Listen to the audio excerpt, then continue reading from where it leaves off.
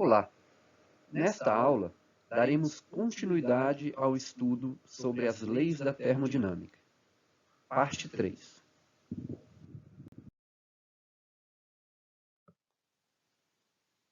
Entropia. A pressão P, o volume V e a temperatura T são variáveis de estado, pois são propriedades que dependem apenas do estado do gás, e não da forma como se chegou a esse estado.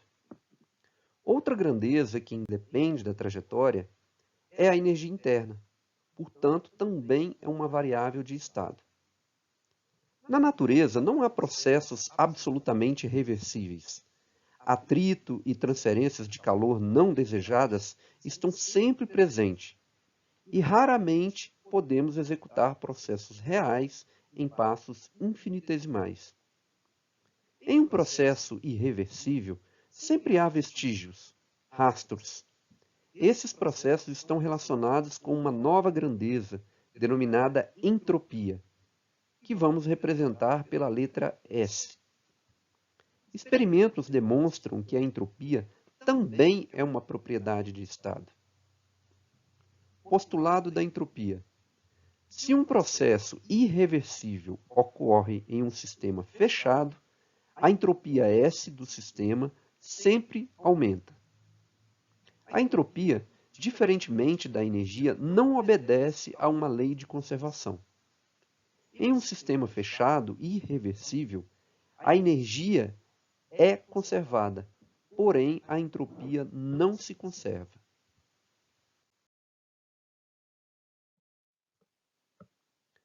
Para uma transformação isotérmica reversível, define-se matematicamente a variação da entropia, ΔS, como sendo a quantidade de calor dividido pela temperatura. Expansão livre. Vamos determinar uma expressão para a variação da entropia, ΔS, para um caso bem particular, a expansão livre. Ao sofrer uma expansão livre em um sistema fechado, temperatura, pressão e volume variam de uma forma imprevisível.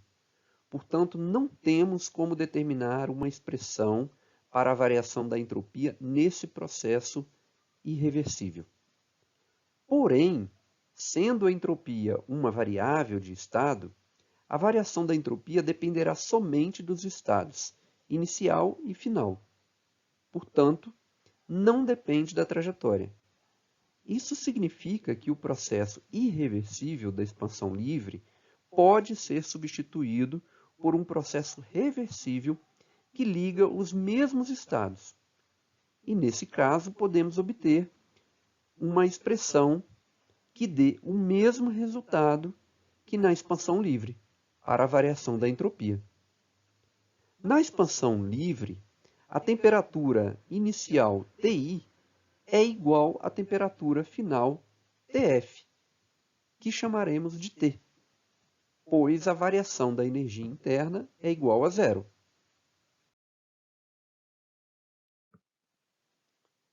Como a variação da entropia independe da trajetória, então podemos escolher um processo isotérmico reversível que ligue os estados inicial e final para determinar a variação da entropia, a qual será igual ao da expansão livre. Isso significa que a variação da entropia em uma expansão livre será igual à variação da entropia em um processo isotérmico, que é igual ao calor no processo isotérmico dividido pela temperatura. De acordo com a primeira lei da termodinâmica, Q é igual a W mais a variação da energia interna. Assim, para manter a temperatura constante durante a expansão reversível, energia deve ser transferida para o sistema na forma de calor. Ou seja, o Q deve ser positivo, já que a variação da energia interna é igual a zero, e W maior do que zero na expansão isotérmica. Portanto, em uma expansão livre, que é um processo irreversível, a variação da entropia deve ser maior que zero. Deve-se ressaltar que, Para determinar a variação da entropia em um processo irreversível, entre pontos de equilíbrio, que ocorre em um sistema fechado, tiramos vantagem do fato de que a entropia é uma variável de estado. Substituímos esse processo por qualquer outro processo reversível, que ligue os mesmos estados inicial e final, e calculamos a variação da entropia para esse processo reversível.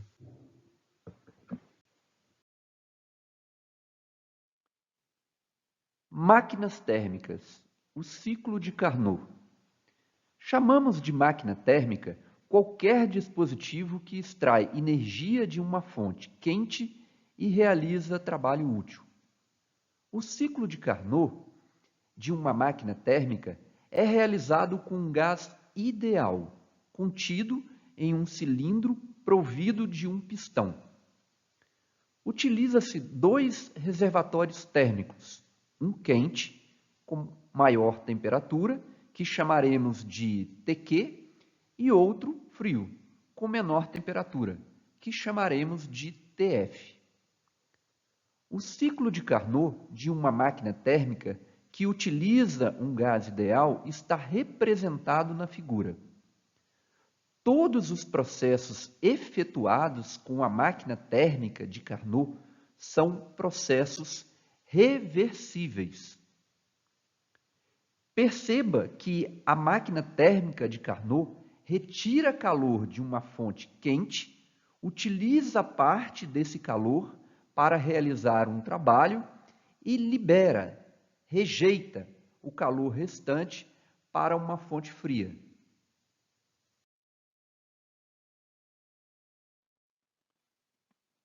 O ciclo de uma máquina térmica de Carnot ocorre com 4 processos, como ilustrado na figura ao lado. Vamos analisar cada processo detalhadamente. Etapa 1 é um processo que leva o gás de um estado A até um estado B. Primeiramente, coloca-se o cilindro sobre um reservatório de alta temperatura, estando o gás no estado A. Permite-se que o gás se expanda vagarosamente de A até B, mantendo a temperatura constante. Portanto, esse processo é isotérmico. Isto significa que a variação da energia interna de A até B é igual a zero. E o calor Q de AB, que vamos simbolizar simplesmente por QQ, é absorvido do reservatório quente pelo gás. E de acordo com a primeira lei da termodinâmica, o trabalho WAB é igual ao QQ, que é positivo, pois provém do calor adicionado ao sistema. Etapa B. Processo que leva o gás do estado B até o estado C. Isola-se o cilindro do reservatório quente, estando o gás no estado B. Permite-se que o gás se expanda vagarosamente do estado B ao C. Este processo é adiabático, pois o gás foi isolado. Portanto, o Q de B até C é igual a zero. De acordo com a primeira lei da termodinâmica, o trabalho W de B até C é igual a menos a variação da energia interna de B até C. E, portanto, positivo, pois provém da variação da energia interna, que é negativa.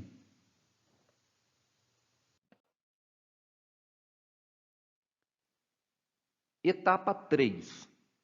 O gás é levado do estado C até o estado D. Coloca-se o cilindro no reservatório a baixa temperatura, estando o gás no estado C. Permite-se que o gás se comprima vagarosamente, de C até D. mantendo a temperatura constante. Este processo é isotérmico, portanto, a variação da energia interna de C até D é igual a zero. E o calor Q de C até D, que vamos simbolizar por QF, ele é cedido ao reservatório frio pelo gás.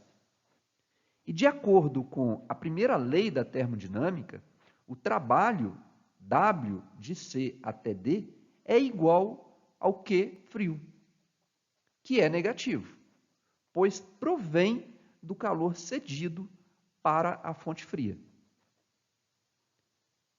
Etapa 4. O gás ele é levado do estado D de volta ao estado A. Isola-se o cilindro do reservatório frio, estando o gás no estado D. Permite-se que o gás se comprima vagarosamente de D até A. Este processo é adiabático, pois o gás foi isolado. Portanto, o Q de D até A é igual a zero. E de acordo com a primeira lei da termodinâmica, o trabalho W de D até A é igual a menos a variação da energia interna de D até A. E, portanto, negativo, pois provém da variação da energia interna de D até A, que é maior que zero. Perceba que em uma máquina térmica de Carnot, o ciclo é no sentido horário, portanto, o trabalho total é positivo. Isso significa que em uma máquina térmica de Carnot, realiza-se trabalho útil.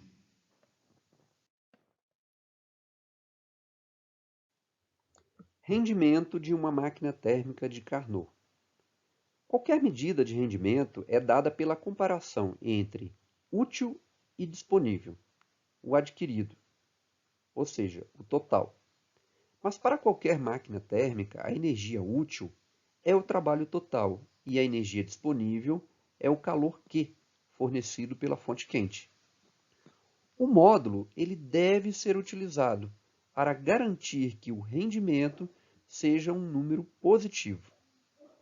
Esta relação pode ser utilizada para qualquer máquina térmica, seja de Carnot ou não.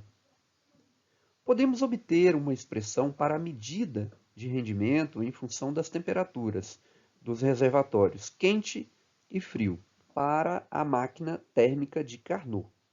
Essa escolha é feita devido à facilidade que se tem para medir a temperatura.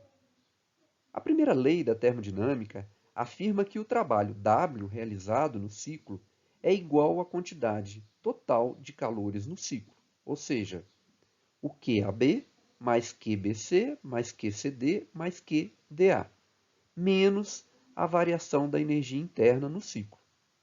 Porém, em um ciclo, a variação da energia interna é zero. E sendo um ciclo de Carnot, os calores QBC e QDA são iguais a zero, pois foram oriundos de processos adiabáticos.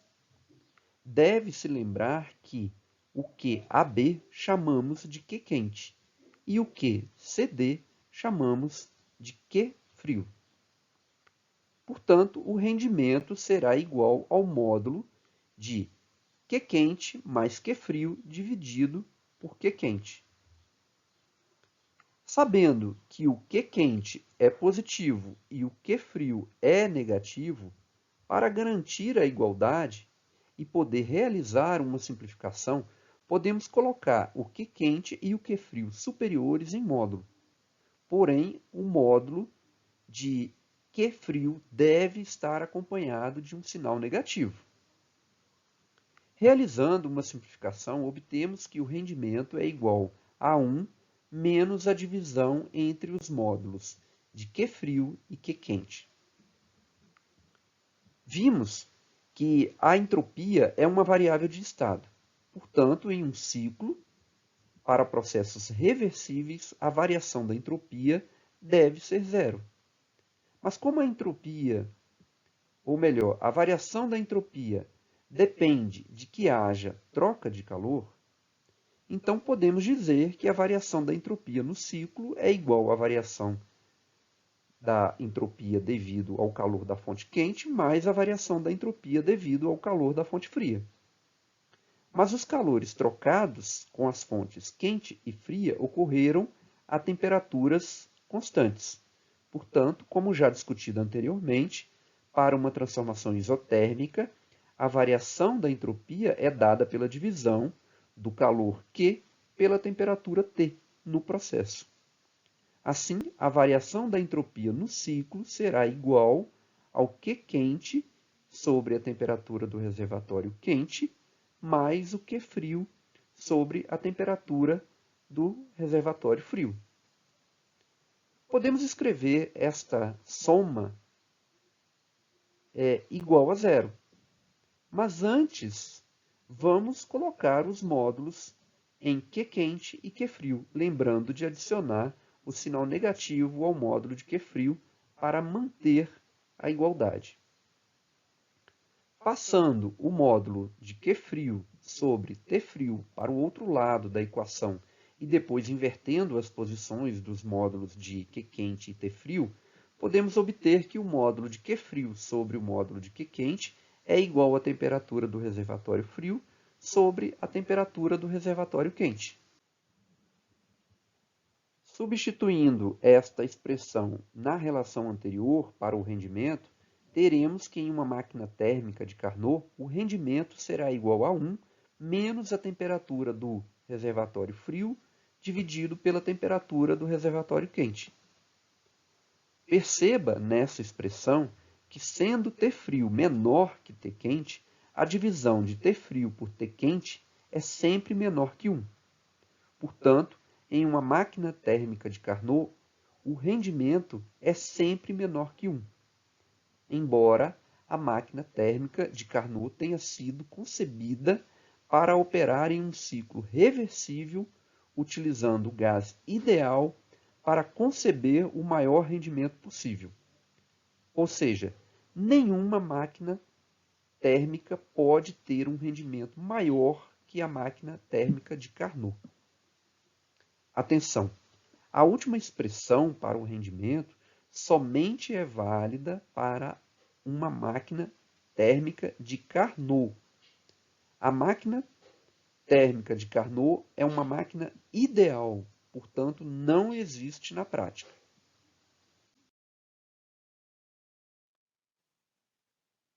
Máquinas frigoríficas ou refrigeradores.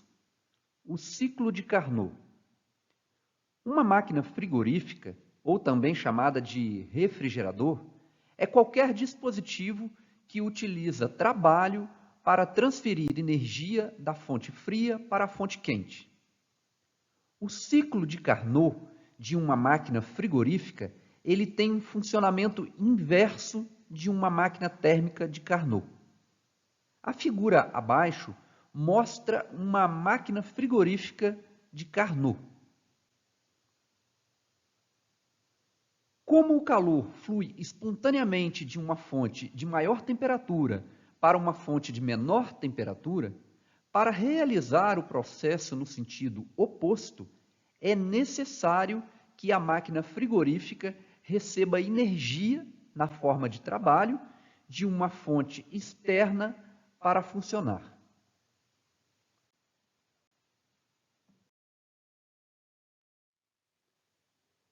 Eficiência de um refrigerador de Carnot. Qualquer medida de eficiência é dada pela comparação entre o útil e o disponível, o adquirido, quer dizer, o total. No caso do refrigerador, o objetivo é retirar calor da fonte fria. Portanto, o Q frio é a energia útil. Já a energia disponível, o total, para o seu funcionamento, será o trabalho recebido, W. Portanto, a eficiência será igual ao módulo do Q frio sobre o módulo do trabalho. O módulo ele deve ser utilizado para garantir que a eficiência seja um número positivo. Esta relação ela pode ser utilizada para qualquer refrigerador, seja de Carnot ou não. Podemos obter uma expressão para a medida de eficiência em função das temperaturas dos reservatórios quente e frio para o refrigerador de Carnot. Essa escolha é feita devido à facilidade que se tem para medir a temperatura. A partir de agora, devemos ter o mesmo raciocínio que na máquina térmica de Carnot. A primeira lei da termodinâmica afirma que o trabalho W realizado no ciclo é igual à quantidade total de calores no ciclo, ou seja, o QAB mais o QBC mais o QCD mais o QDA, menos a variação da energia interna no ciclo. Porém, em um ciclo, a variação da energia interna é zero.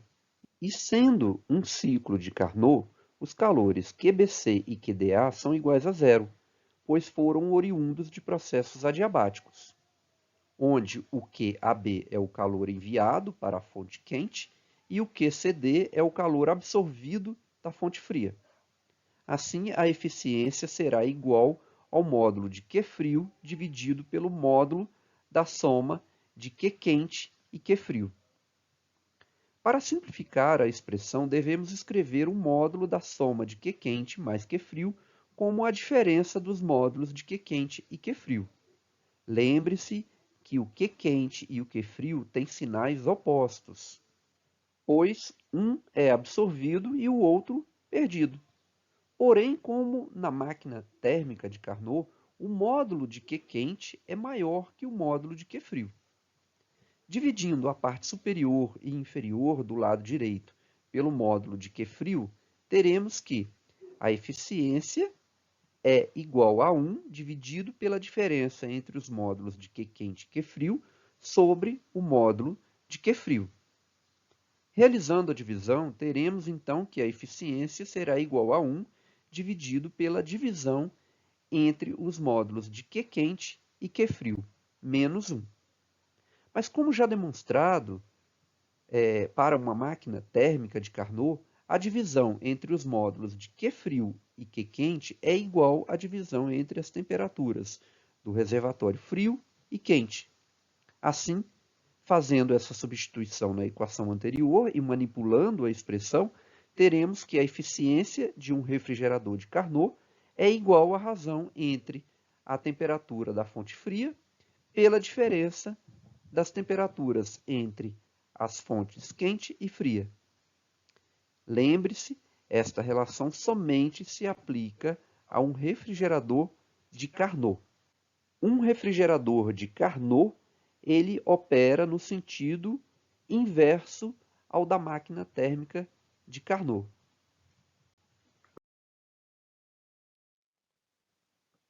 Segunda e terceira leis da termodinâmica.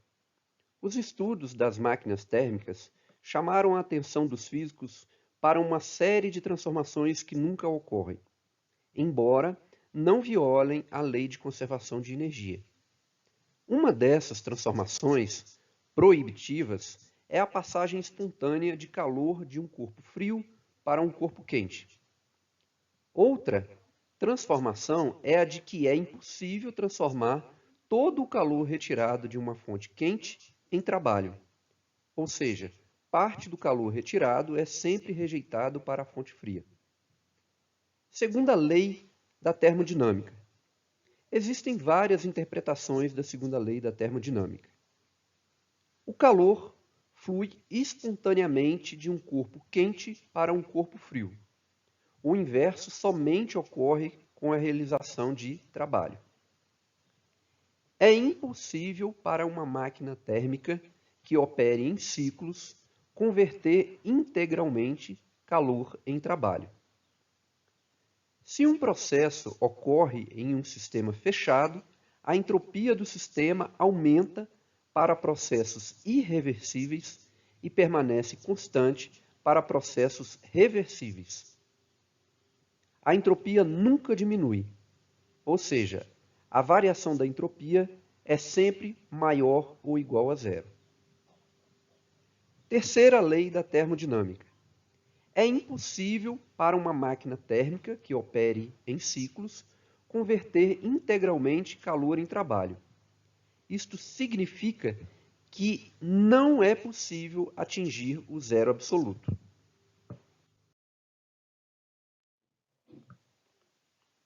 Exercício 6.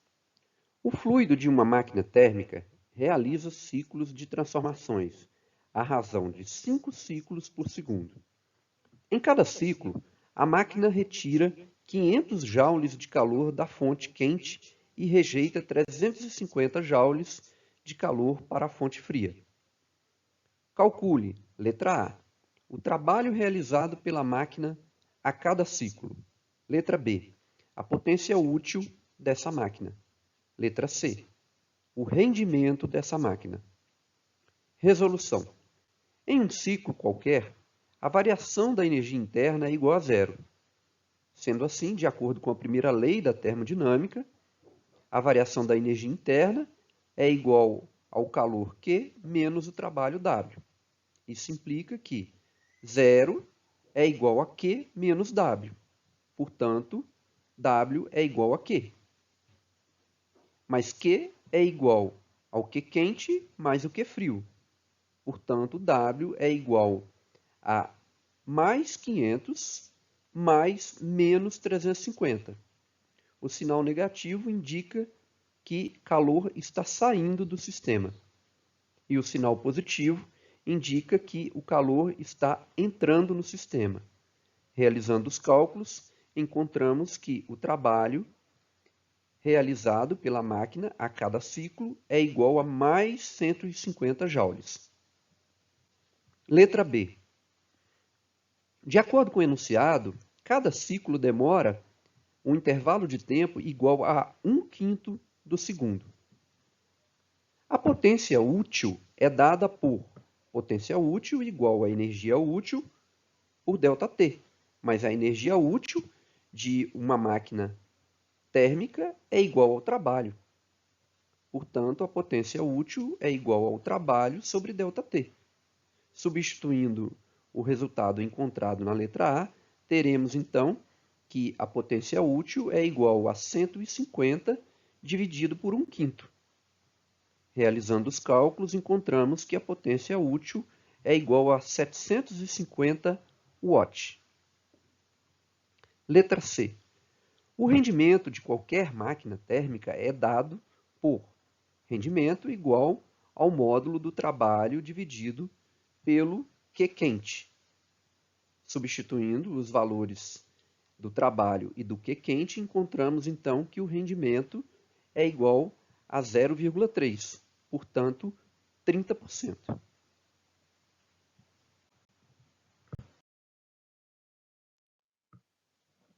Exercício 7. Em uma máquina térmica, o fluido realiza ciclos de Carnot, estando a fonte quente a temperatura de 400 Kelvin e a fonte fria a temperatura de 240 Kelvin. Sabendo que a cada ciclo a máquina recebe 1.200 joules de calor da fonte quente, calcule, letra A, o rendimento dessa máquina. Letra B, o trabalho realizado pela máquina a cada ciclo. E letra C, o calor rejeitado para a fonte fria a cada ciclo. Resolução. Letra A. Sendo uma máquina térmica de Carnot, é válida a relação rendimento igual a 1 menos a temperatura da fonte fria dividido pela temperatura da fonte quente.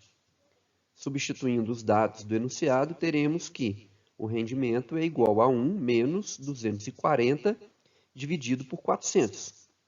Realizando os cálculos, encontraremos que o rendimento da máquina térmica é igual a 0,4, portanto, 40%. Letra B. O rendimento de qualquer máquina térmica é dada por rendimento igual ao módulo do trabalho sobre o Q quente. Como o rendimento é igual a 0,4 e o Q quente é igual a 1.200, teremos então que o módulo do trabalho é igual a 480. Como o ciclo de uma máquina térmica é no sentido positivo, ou melhor, no sentido horário, o trabalho é positivo. Portanto, o trabalho é igual a 480 joules. Letra C. Em um ciclo qualquer, a variação da energia interna é igual a zero. Sendo assim, de acordo com a primeira lei da termodinâmica, a variação da energia interna é igual ao Q menos o W. Porém, a variação da energia interna é igual a zero. Isso significa que o trabalho é igual ao Q, mais o Q é o Q quente mais o Q frio. Portanto, o trabalho é igual ao Q quente mais o Q frio. Substituindo o trabalho encontrado anteriormente e o valor de Q quente, encontraremos que 480 é igual a 1.200 mais o Q frio. Realizando os cálculos, encontramos que o Q frio é igual a menos 720 joules. Isso significa que a máquina térmica rejeita 720 joules para a fonte fria. Exercício 8. Uma geladeira doméstica tem um compressor com potência útil de 450 watts. Sabendo que a eficiência dessa geladeira é 3,2, calcule.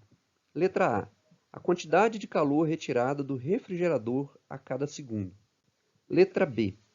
A quantidade de calor enviada para o exterior a cada segundo.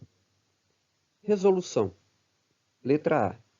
A potência útil do compressor está relacionada ao trabalho que será utilizado para retirar calor da fonte fria e entregar para a fonte quente. Portanto, a potência útil é igual ao módulo do trabalho dividido pelo intervalo de tempo.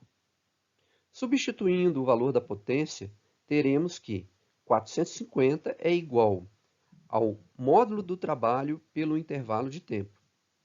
Porém, a eficiência de um refrigerador é igual ao módulo do Q frio sobre o trabalho, mas a eficiência é igual a 3,2.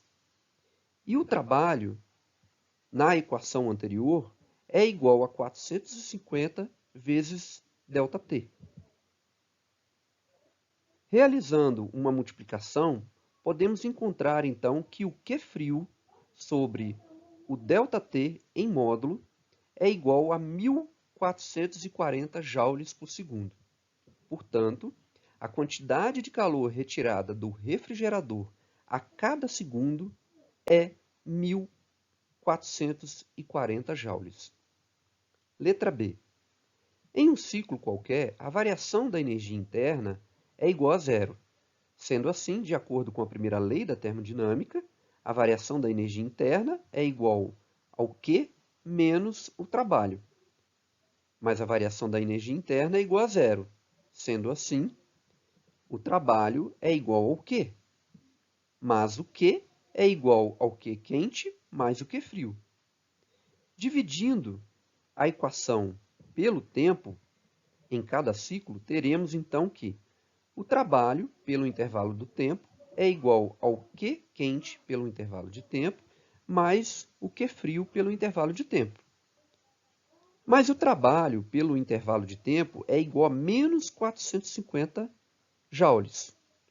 O sinal negativo é devido ao fato do gás estar recebendo trabalho. E o Q frio sobre ΔT é igual a 1.440. O sinal é positivo, pois o sistema está retirando calor do refrigerador. Realizando os cálculos, encontraremos que o Q quente sobre ΔT é igual a menos 1.890 joules por segundo. Portanto, a quantidade de calor enviada para o exterior a cada segundo é 1.890 joules.